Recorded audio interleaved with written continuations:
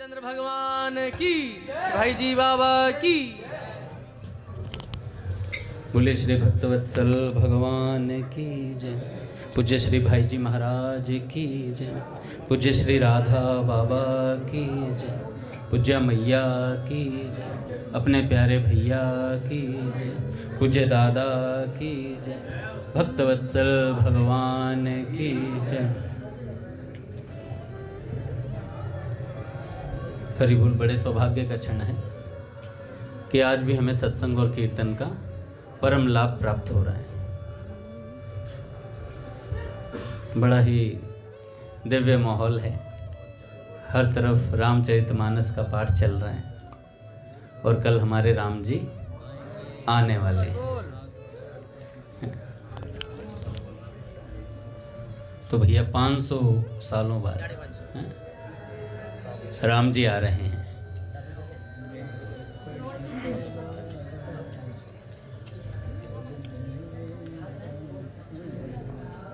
राम राम राम राम राम राम राम।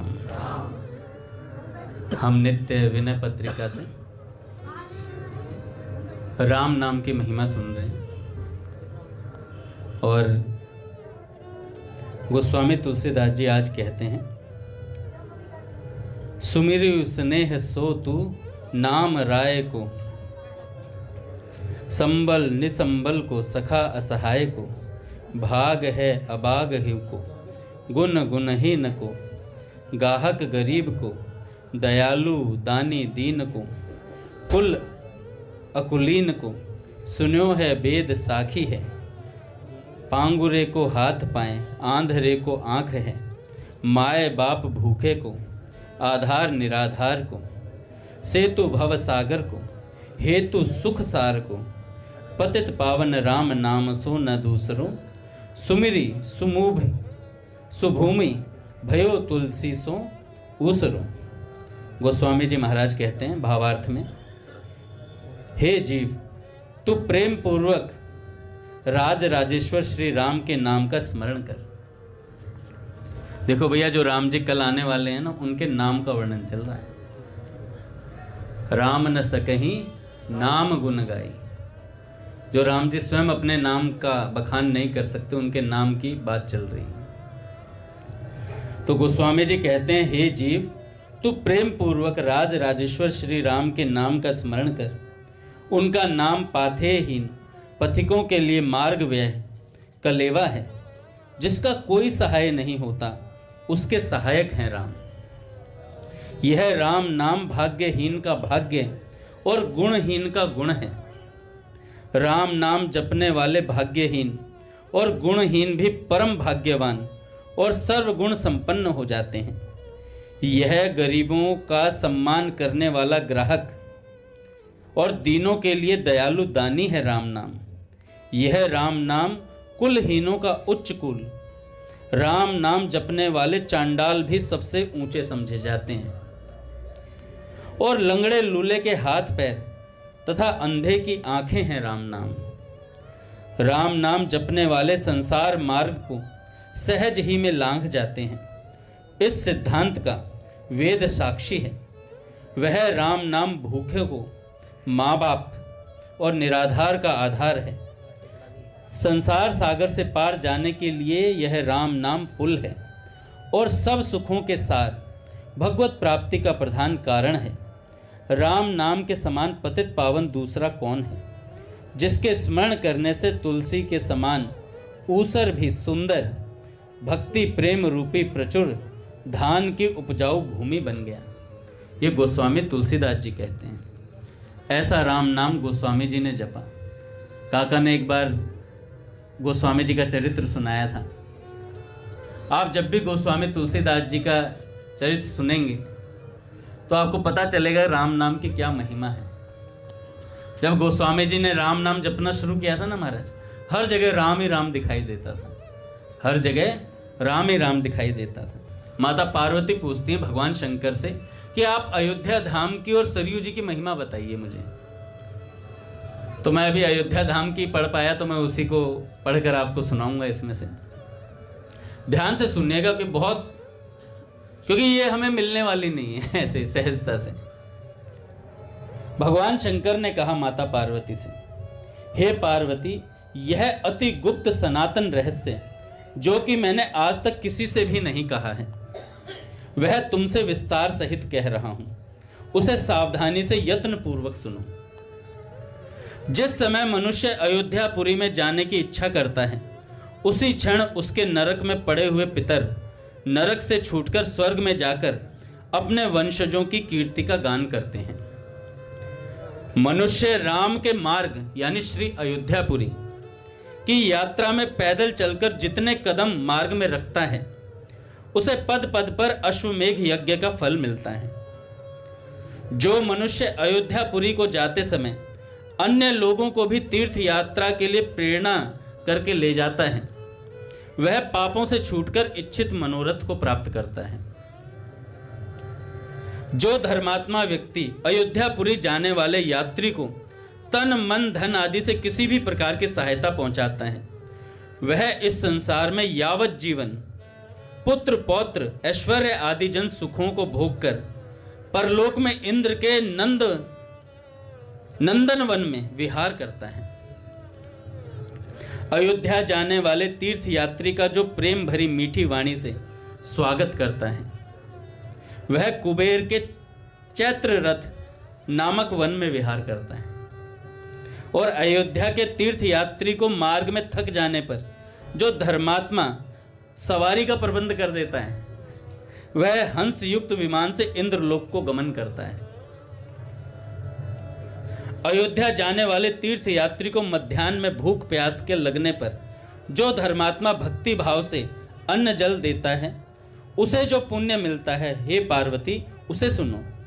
इस पृथ्वी पर गया श्राद्ध करने से मनुष्य को जो पुण्य मिलता है तथा प्रयाग में मुंडन कराने से जो पुण्य मिलता है, वह समस्त पुण्य अयोध्या जाने वाले तीर्थ यात्री को अन्न प्रदान करने से मिलता है तथा उसके पितरों का अक्षय तृप्ति होती है। उसके पितरों को अयोध्यापुरी जाने वाले को जो जूता आदि दान करता है, वह पुरुष श्री राम के प्रसाद से हाथी पर बैठकर चलता है।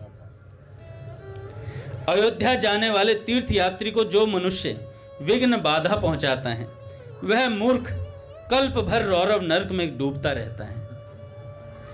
अयोध्या तीर्थगामी को जो पुण्य आत्मा कच्चा अन्न, सीधा आदि तथा जल पात्र प्रदान करता है, उसे हजारों प्याऊ चलाने का फल प्राप्त होता है। अयोध्यापुरी के यात्री के पैर में जो तेल मलता है, पैर दबाता है तथा पैर धोता है, उसकी सब कामनाएं पूर्ण होती हैं। जो मनुष्य भगवान की कथा सुनता है, भगवान विष्णु का कीर्तन करता है और भूखे को अन्न देता है, उससे बड़ा भाग्यशाली दूसरा कोई नहीं है। पार्वती जी से कहते हैं भगवान शंकर, हे सुंदरी, अयोध्यापुरी को दूर से ही देखकर जो प्रेमी भक्त हर्ष से रोमांचित हो जाते हैं, सवारी छोड़कर पृथ्वी पर लौटने लगते हैं, ऐसे मनुष्य के पंचसूना जनित ये होता है, अर्थात जैसे कूटने पीसने में कोई कीटाणु मर जाते हैं, कोई जीव मर जाते हैं, झाड़ू लगाने से कई जीव मर जाते हैं, भोजन बनाने तथा जल रखने के स्थान पर मार्जन आदि क्रियाओं में होने वाले पाप, मार्ग में चलते हुए चींटी कीड़े पतंगों के मरने से होने वाले पाप, दूसरों का अन्न जल खाने पीने से होने वाले पाप तथा अपवित्र वस्तु के स्पर्श से होने वाले पाप, ये सभी अयोध्यापुरी के दर्शन मात्र से नाश हो जाते हैं। ये सब अयोध्या जी के दर्शन मात्र से समाप्त हो जाते हैं। जो मनुष्य अयोध्यापुरी का दर्शन करता है, उसके 7 जन्मों के किए हुए पाप नष्ट हो जाते हैं, इसमें संदेह नहीं है। अयोध्यापुरी के मार्ग में या उत्तम, मध्यम, कनिष्ठ श्रेणी की परिक्रमा में विष्णु सहस्रनाम या श्री राम स्तवराज अथवा गजेंद्र मोक्ष का धीरे धीरे चलते हुए पाठ करें। विष्णु सहस्त्रनाम भैया और श्री राम स्तवराज अथवा गजेंद्र मोक्ष का धीरे धीरे चलते हुए पाठ करें। अयोध्यापुरी जाते समय मनुष्य यदि सांसारिक मोह माया को छोड़कर इन तीनों स्तोत्रों का पाठ करता है या भगवान श्री हरि की मंगलमयी अवतार कथाओं का गान करता है अथवा निरंतर राम सहस्त्र नाम का पाठ करता है या फिर केवल राम नाम जपता है, तो वह महान भय से छुटकारा पा जाता है। जो सुबुद्ध व्यक्ति अयोध्यापुरी के दूर से ही दिखलाई पड़ने पर दंडवत प्रणाम करता, दूर से देख लिया किसी ने, वह भक्त सब पापों से मुक्त पवित्र आत्मा वाला होकर भगवान विष्णु के समीप पहुंच जाता है। जो मनुष्य समस्त विघ्नों का नाश करने वाले कमल नेत्र नील कमल दल के समान कोमल एवं श्याम वर्ण तथा पीले रेशमी वस्त्र धारण किए हुए श्री राम को हर्ष युक्त मन से भक्ति पूर्वक दंडवत प्रणाम करता है, उस भक्त की बाल्यावस्था, कुमार अवस्था और युवा अवस्था के समस्त पाप नष्ट हो जाते हैं और वैसे ही अयोध्यापुरी के दर्शन से भी वे पाप नष्ट हो जाते हैं। श्री राम के दर्शन की महिमा का आकलन तथा दर्शन जनित पुण्य की गणना नहीं की जा सकती। देव श्री राम के दर्शन से भी सभी पाप नाश को प्राप्त हो जाते हैं। हे महाभागे पार्वती, अब फिर से तुम उस उत्तम सरयू तीर्थ का वर्णन सुनो जिसके दर्शन से ही सब पाप छूट जाते हैं। जो सरयू जल पाप राशि विनाशक, अमंगल अनिष्ट प्रशामक और मनुष्यों के समस्त वांछितों का पूरक है, उस सरयू जल को प्रणाम करें और कहें, जो महापापों का भी ध्वंस करने वाला है और दुरात्माओं को भी सद्गति प्रदान करने वाला है, ऐसे उस आह्लादक सरयू जल को मैंने समस्त पुण्यों के परिणाम रूप में पा लिया है। बोलिए अयोध्यापुरी धाम की जय, भक्तवत्सल भगवान की जय। ये अयोध्यापुरी का महात्मा भगवान शंकर ने बताया। इस पुस्तक में बड़ा विस्तृत वर्णन है सरयू जी का क्या महात्म्य है और कहाँ कहाँ परिक्रमा लगती है। ये अयोध्या दर्शन भी है इसमें कि अयोध्या में क्या क्या चीज़ें दर्शनीय हैं जाकर। वैसे तो पूरी अयोध्या ही दर्शनीय है। आप इस पुस्तक को ज़रूर पढ़िएगा, क्योंकि धाम में जाने से पहले से धाम की महिमा अगर पता हो तो धाम अपराध कम होते हैं। ऐसा हमने अपने पूज्य भैया से सुना है। कोई पहली बार वृंदावन जाता है और बिना वृंदावन की महिमा सुनने जाता है तो वो धाम का लाभ कम ले पाता है, धाम अपराध ज़्यादा करके आता है। इसलिए पहले भक्तों का संग, संतों का संग और उस जगह की महिमा के बारे में अगर हम सुन लेते हैं तो हमें बड़ा लाभ होता है महाराज, हमें बड़ा लाभ होता है। अब करना क्या है? कल जितना हो सके राम नाम जपे महाराज, जितना हो सके। अपने मंदिर में तो उत्सव ही है, दोपहर में भी है, शाम को भी है महाराज। शाम को ही, अब दोपहर में नहीं है। चलो अब शाम को ही करेंगे महाराज हैं। तो पूरे दिन क्या करें महाराज? खूब राम नाम जप करें, जितना हो सके उतना राम नाम जप करें। और आसान भी है, राम नाम से तो आसान कोई है नहीं। राम राम राम राम राम राम राम पट खुलेंगे महाराज। श्री राम जय जय राम।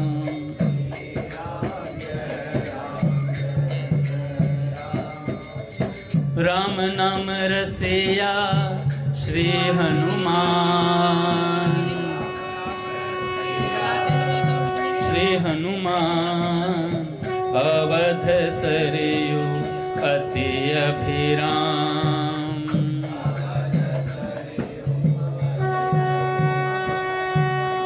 अवध सरयू अति अभिराम।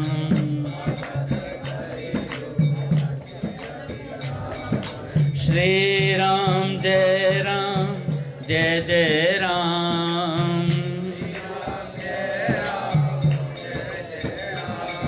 श्री राम जय राम।